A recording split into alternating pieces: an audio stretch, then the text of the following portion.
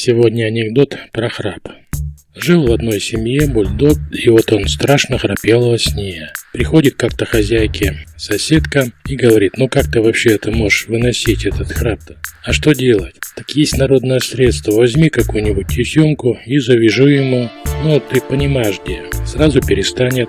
Короче, взяла хозяйка старый дочкин бантик, завязала, прекратился храп. Ну а в тот день вечером приходит муж, в тупель, в мат, плюхаться на кровать и тоже захрапел.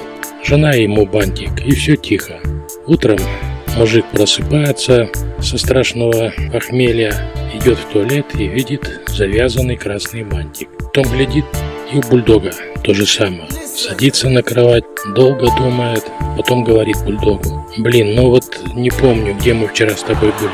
Но вот похоже, первое место все-таки взяли.